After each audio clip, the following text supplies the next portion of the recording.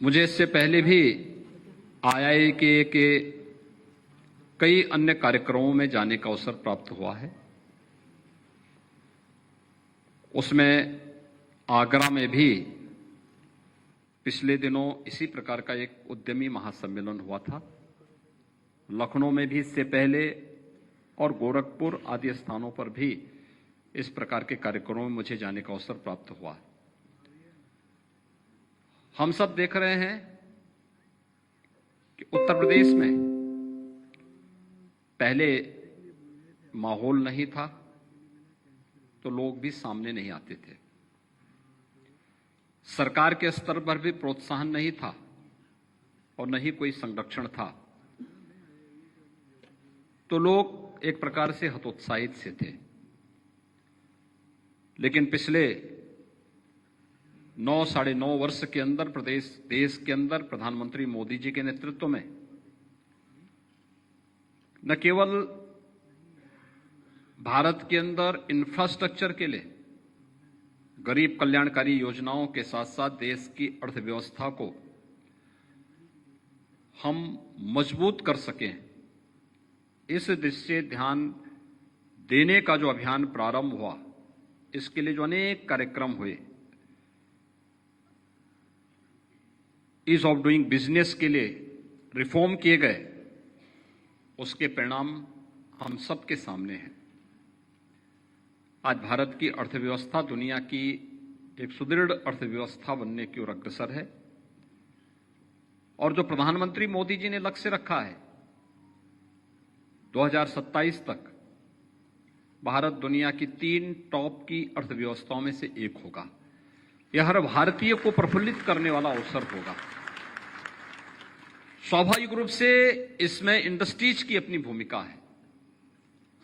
और इंडस्ट्रीज की इस भूमिका को प्रोत्साहित करने के लिए उत्तर प्रदेश सरकार ने 2017 में आने के बाद अपनी जो परंपरागत पहचान थी उसको प्रदेश में 1 डिस्ट्रिक्ट 1 प्रोडक्ट के रूप में परंपरागत उत्पाद को प्रमोट करने का जो कार्यक्रम बनाया था वो हम सबके सामने है। हम सब जानते हैं कि 1 डिस्ट्रिक्ट 1 प्रोडक्ट की योजना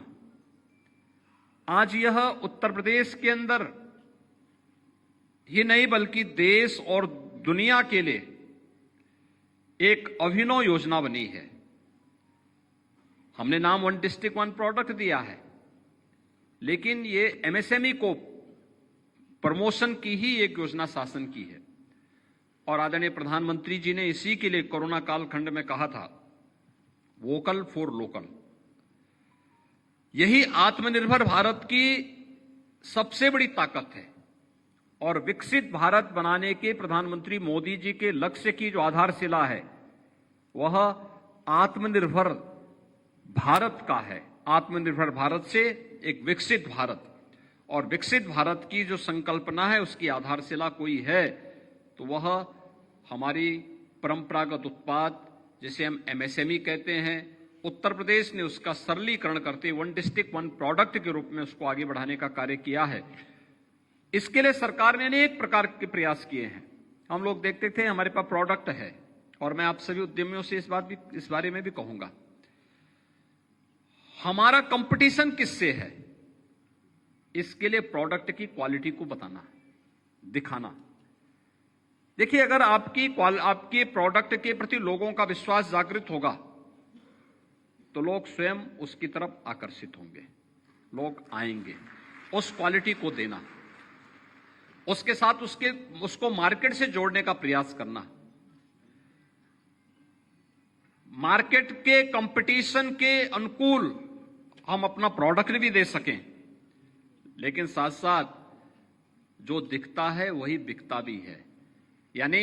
उसकी पैकेजिंग भी इस तरीके से आप करिए कि वह लोग उसको प्रोडक्ट को बाद में देखें, पहले पैकेजिंग को देखें, जिसमें हम अक्सर फेल होते थे।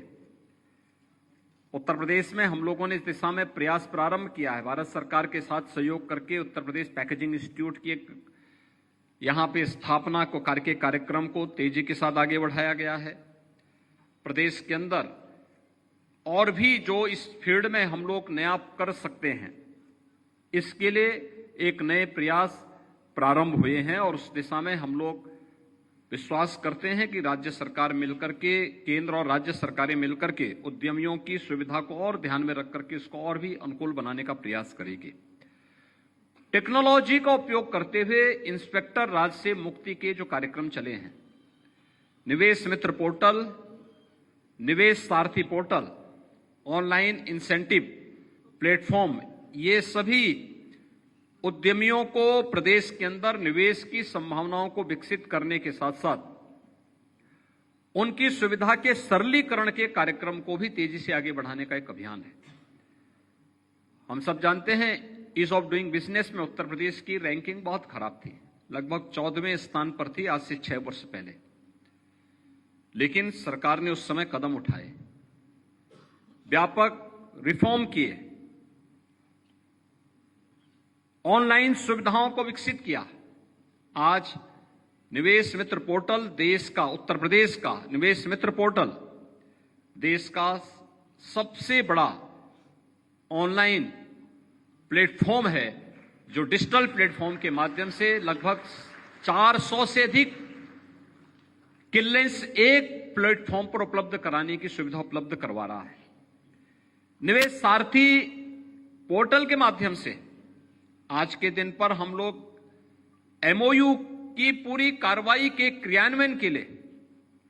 कैसे हमें आगे कार्य करना है, हम उस पोर्टल का उपयोग करके उससे लाभ ले सकते हैं। और निवेश होने के बाद आज प्रदेश के अंदर हम लोगों ने ऑनलाइन इंसेंटिव प्लेटफॉर्म को भी उपलब्ध करवाने की कार्रवाई को आगे बढ़ाया है, जिसके माध्यम से जिस निवेशक ने अपना निवेश कर लिया है उसको शासन से मिलने वाली इंसेंटिव का लाभ भी उसे समयबद्ध तरीके से प्राप्त हो सके, उसके लिए भी उन्हें कार्यालयों का चक्कर न लगाना पड़े। इसके लिए सरकार के स्तर पर नए प्रयास प्रारंभ हुए हैं। भाइयों बहनों, ये सभी प्रयास जो सरकार के स्तर पर हुए हैं, चाहे वे रिफॉर्म के हों, चाहे वे परफॉर्म के हों, और चाहे वह प्रदेश के अंदर इन सबके लिए लैंड बैंक बनाने का कार्य हो या फिर बेहतर कानून व्यवस्था और सुरक्षा का माहौल बनाने का, यह उत्तर प्रदेश ने पिछले 6-6.5 वर्ष के अंदर जो कुछ भी किया है, आज उसी का परिणाम है कि प्रदेश में ग्लोबल इन्वेस्टर समिट का आयोजन जब उत्तर प्रदेश कर रहा है, हमने फरवरी 2023 में अपना ग्लोबल इन्वेस्टर समिट जब आयोजित किया था, अब तक हमें उस क्रम में जो निवेश के प्रस्ताव प्राप्त हुए हैं उनकी संख्या 40 लाख करोड़ रुपए के प्रस्ताव की। आप याद करिए, 40 लाख करोड़ रुपए के निवेश के प्रस्ताव आज उत्तर प्रदेश को प्राप्त हुए हैं।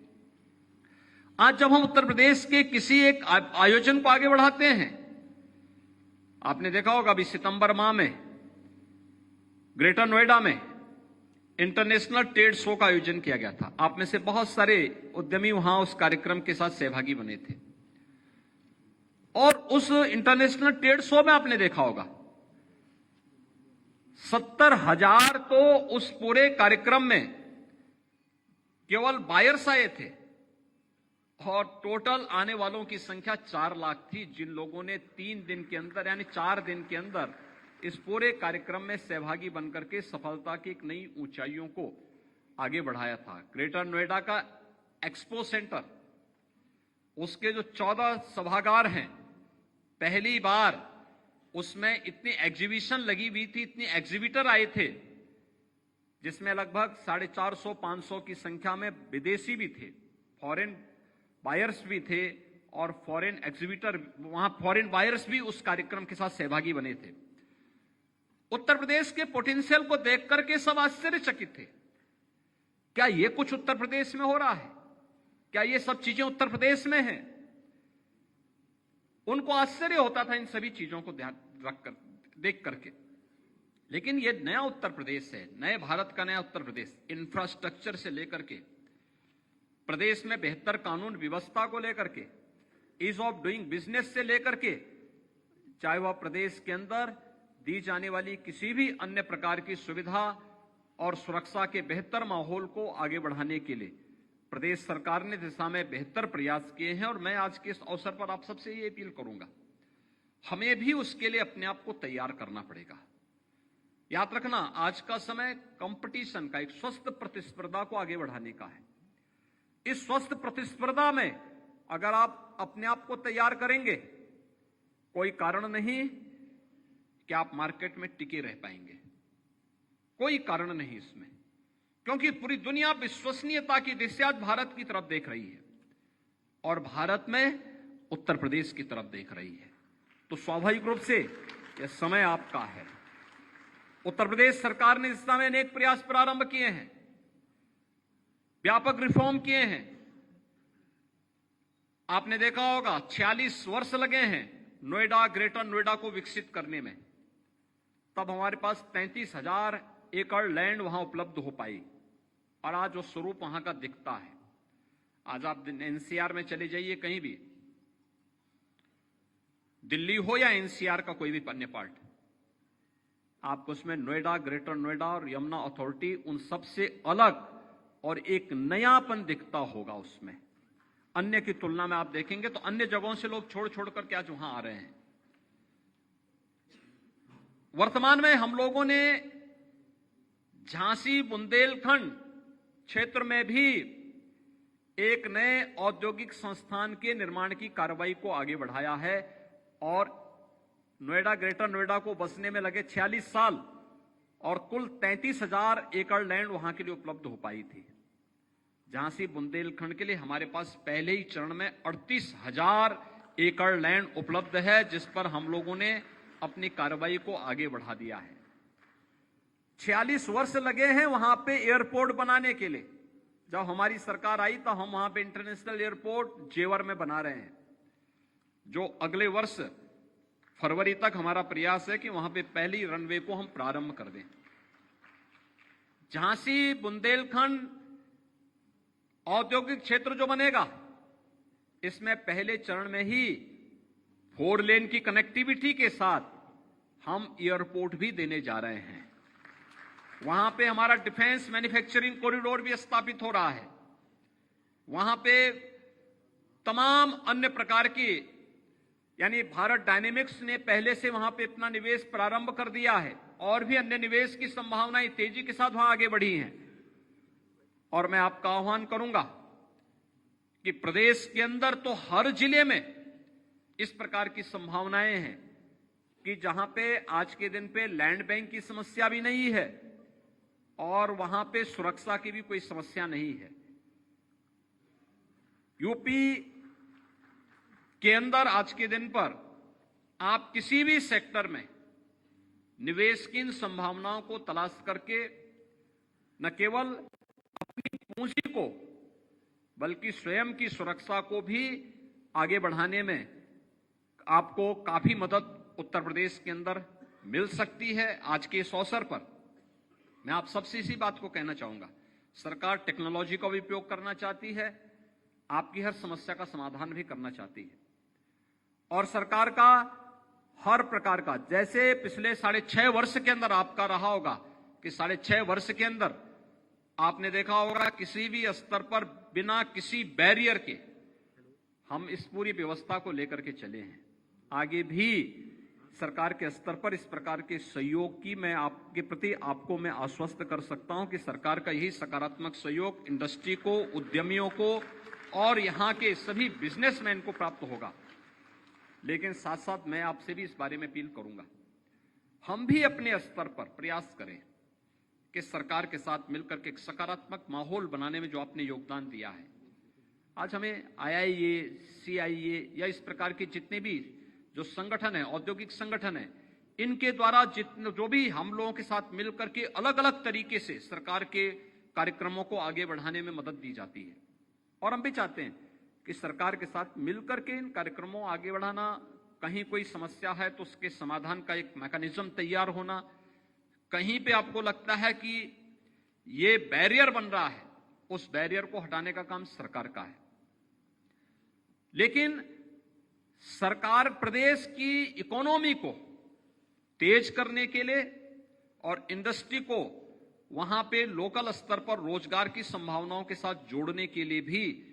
अगर हम अपने स्तर पर लोकल इंस्टीट्यूशन को अपने साथ जोड़ सकें, इंडस्ट्री के साथ जोड़ सकें, तो आपको सस्ता मैन पावर स्थानीय स्तर पर उपलब्ध होता हुआ दिखाई देगा। और इस पर मुझे लगता है कि बहुत अच्छे ढंग से काम किए जाने की आवश्यकता है। हम लोगों ने इस वर्ष सितंबर महीने में जो international trade show greater Noida में आयोजित किया था, मैं आप सबको इस बात के लिए फिर आश्वस्त करता हूं,